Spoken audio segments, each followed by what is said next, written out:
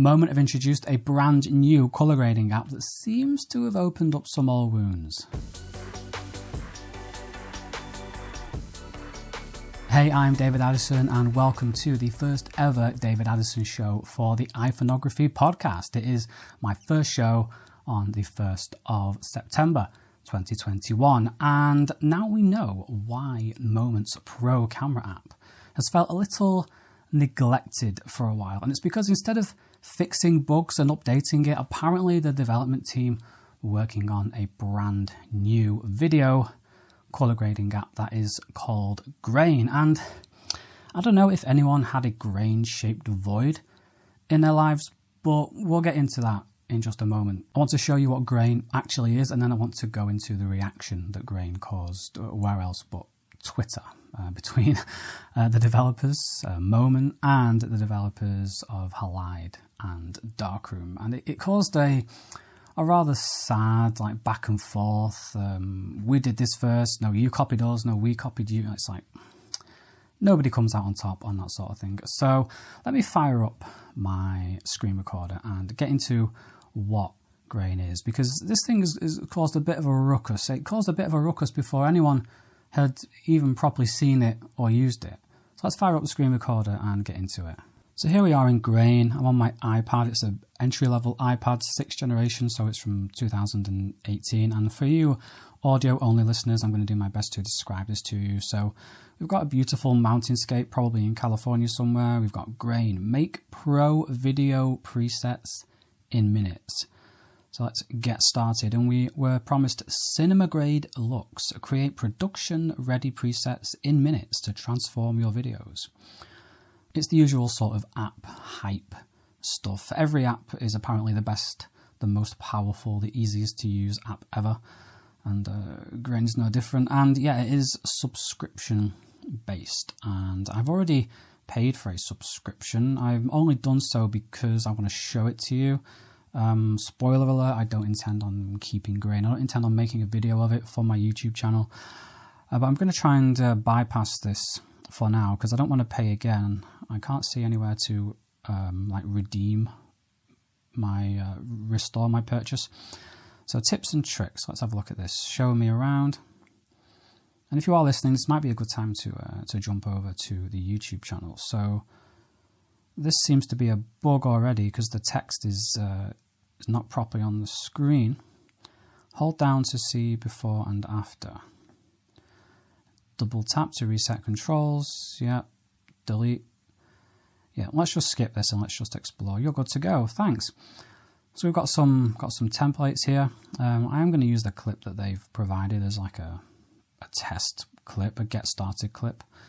Let's we've got some cinematic here, indie, and yeah, it seems no surprises. It seems like the goal is to create presets and filters that just look like they were captured on film, because according to photography Twitter, anything that was captured on film immediately, automatically is just better. And the most film-like preset you can come up with, if you do that, then you just win Grain, just immediately. Just the app ends, you've won. So let's have a look at this here. Tint, temperature. So we've got sliders, your standard sliders. These seem to be pretty cool. This shot is pretty cool that they've given us to mess around with. I'm glad they've given us this because it saves me having to go into iCloud and download my videos and stuff like that. That's a pain. Yeah, so in order to access the curves, I have to subscribe. I've already subscribed. Is there any way I can redeem my purchase here? Aha, restore purchases. Sign in with Apple. No thanks. Yeah, it's okay, fine. I don't think you're missing out on too much, and I'm not being too harsh on Grain. I'm sure it's fine for what it is. It's just I have no interest in it whatsoever. September is already such a big month for iPhone photography and apps and stuff like that. I don't need a Grain in my life. But now I want to cover the reaction to Grain. The reaction, even before it came out, was far more entertaining and far better than Grain itself. So let's have a look at that. I'm going to jump into my timeline over here. So first, grain seemed to come out of virtually nowhere. So like when Halide Mark II came out, I think they announced it in like June or July for the first time, and it didn't come out until the end of October, maybe even early November. I think it was like the last day of October. And every so often they would tease a little corner of the UI or the new typography or something like that, a new feature. And it would get more likes and more hype, and you felt the excitement building. Whereas with this one, it just sort of appeared from nowhere. So that was interesting. I don't know if it actually did appear from nowhere. Maybe it's just me being a hermit. But the first time that I saw anything about this was when Darkroom actually tweeted a screenshot, and it appears to be a screenshot that Moment sent out to their email list, where it like announced grain to the public for the first time on August the 27th. And Darkroom, they weren't too happy about this, because if you look at this screenshot, the color scheme, the pink, how it gradates to orange, it just looks like the Darkroom logo. I'm not going to lie. And a lot of the comments said, I thought Darkroom were tweeting about itself, etc., etc. And the email itself says that something new is coming. Okay, and Darkroom have put, that something isn't the branding and design of the app though, is it? So they're obviously not too happy about this. And it's got 172 likes at the time of recording, which is a lot more than Darkroom's tweets usually get. So it seems like people agree with the Darkroom's assessment of this. And then Halide weighed in. So this is where it starts to bubble under. So Halide have put, how original, obviously being sarcastic there.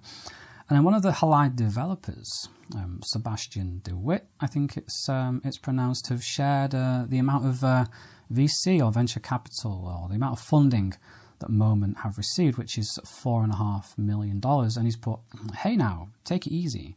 It's hard to budget for an original design if you only have $4.5 million to fund it. Okay, that's an interesting take. So then this guy, who I've not heard of before, Mark Barosh, I think that's how you pronounce his surname, has put, he is the CEO of Moment, by the way. He's like Moment's top dog, apparently, according to his bio, anyway. He's put, what's with the passive aggressiveness all the time? We put out Pro Camera, you guys put out Halide afterwards. Nice app, good job. You seem to think we copied you, which is strange, as we launched a gestures-based app a few years before you. Just to be direct, you have my email. So Mark is absolutely right with that last statement. Just be direct. Sorry, you have my email.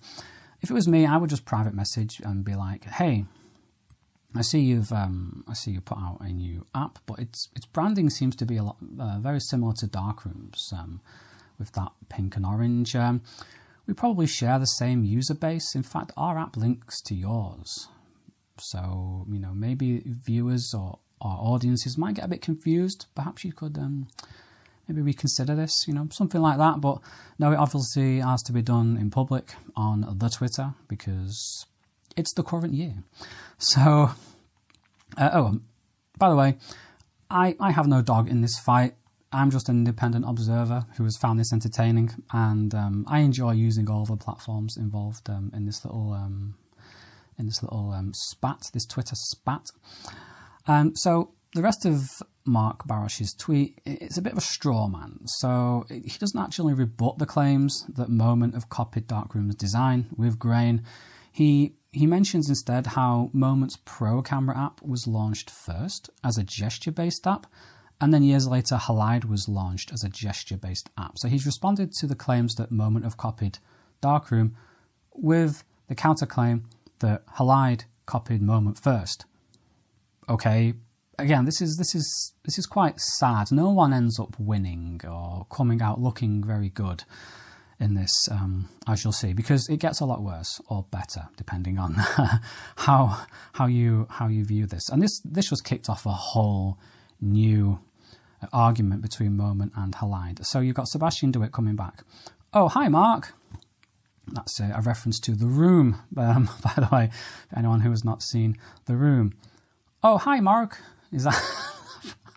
I've not seen The Room in ages. I've probably forgotten the cadence to how he says it. Look it up. Just search, oh, hi, Mark. Oh, hi Mark. Not sure what you mean with all the time. We saw the Moment app copy some features. This is the only time we've said anything about your products, as this was a bit shameless. That's pretty direct. I don't know you. Why would I have your email? Always happy to chat. And then it goes on. Sebastian continues, we're indies. I hope you realise that seeing a venture-backed corporation taking such inspiration from us and our friends is frustrating. My DMs are open. Here's my email. So, looks like they're both open to taking it private, which they should have done in the first place. And then Mark Barash is, but if he did taken it private, we would have missed this jam here. So Mark Barash has put, so what do you mean by inspiration from us? We put out Pro Camera in 2014. It was a gesture-based camera app. 2017, you put out Halide using a lot of our gesture language and similar slider controls. How did we copy you 3 years early? We'll DM you. We'll DM you, but not before rebutting you.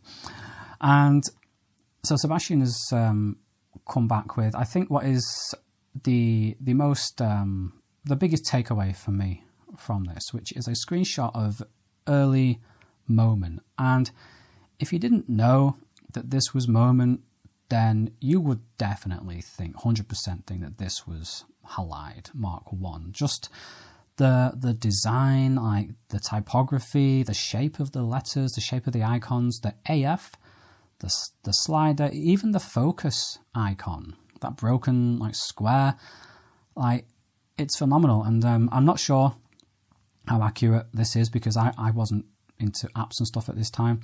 But apparently the screenshot on the left is the original Moment and the screenshot on the right is after Halide came out. So these are both the Moment app, but one is pre-Halide, one is post-Halide. So I don't know if that's true, to be completely honest with you. As I said, I have no dog in this fight. I'm not trying to, say someone's right or someone's wrong or someone got owned. I'm just an independent commentator. No real vested interest in the matter, to be honest with you. I just find it funny. So that seemed to end things. Following up on direct messenger. So I wonder how the messages went when they're not being viewed by the public, because the goal of Twitter is, of course, to get in a zinger. Is to own or to pwn or whatever it's called. Do people still say that? Own? I don't know. And this guy, Andrew Stoner, seems to have tried to weigh in on it. He's given his 2 cents, and at first he's put something quite nice, I would say, quite neutral. So he's put, for what it's worth, we had the Mark Stoner, by the way, seems to be head of growth at Moment. Again, according to his bio. So he's put, for what it's worth, we had the histogram notch mocked up a month before you released it in Halide. We just happened to have the same good idea here about where to place the histogram post notch. And to your credit, you shipped your update before us. Sometimes great minds do think alike. So that seems to be quite innocuous. I think that's the correct word. Seems to be quite, yeah, okay. Then he's shared a picture that Sebastian has shared in 2015 that he apparently took with a Moment lens, and he put, at Moment, loved using the Moment lenses on my trip, made for great shots. That was 6 years ago. And this Andrew Stone has retweeted it with a quote. It's funny to me seeing how much Sebastian has changed his tune after he designed a competitive app heavily inspired by Moment in 2017. Like, obviously, after Halide camera came out, now Moment sucks and their lenses are optically terrible and he needs the world to know. And he continues, I just think the manufactured Twitter beef is a bit sad as a marketing tactic. It's a real bummer. They make a cool app. Wish we could all just get along and celebrate cool things for photographers. So this helps nobody, to be honest. And judging by the lack of responses from users, like who were usually quite vocal about these things, they didn't see it. They either didn't see it or they didn't care, or they just thought it was not worth responding to either. I mean, to be honest, as a user, nobody really likes to see developers of apps that they use and they admire just going at it like this. And I'm not saying anyone is in the wrong or in the right. I'm sure that, if I was in Halide's position or Darkroom's position with a much smaller budget or a much smaller team than Moment or some other big corporation, then I would feel a bit threatened, like someone was moving in on my space as well. I suppose it's different for me if like a big celebrity suddenly decided to start reviewing iPhone camera apps. I wouldn't really care, to be honest, but I don't think those two are comparable. But either way, I still think handling it privately would be the way to go. So then Darkroom brought this full circle. Darkroom tweeted, "We had a good conversation with the Moment team and Mark Barash regarding Grain's branding." Oh yeah, this is about Grain. You remember that? They updated its branding as a result. I don't know if the Grain branding that we see now is the updated version, or the updated version is coming. It still looks pretty similar to me, so it's probably coming. We look forward to continuing to work together. So that's nice. So yeah, in the midst of all this, Grain was released, and it was released by Moment with a YouTube video. Now this YouTube video is properly 100% like over the top, enthusiastic, stereotypical American YouTuber. Like the presenters, the hosts, they're on the ceiling like the whole time, and they do not come down from the ceiling throughout the whole video. I don't know how. Are they like that all the time? I don't know, but that would drive me crazy. That would drive me absolutely crackers. Anyway, they describe Grain as amazing and insane. Of course they do. They say it offers unlimited creativity. And they actually say at one point, it's the future of color grading, in a sense. And you can see he says that it's the future of color grading, and then he says, in a sense, like there's already doubt in his words, and you can hear the uncertainty. Like, we've got to say that in a sense because, yes, it's not true.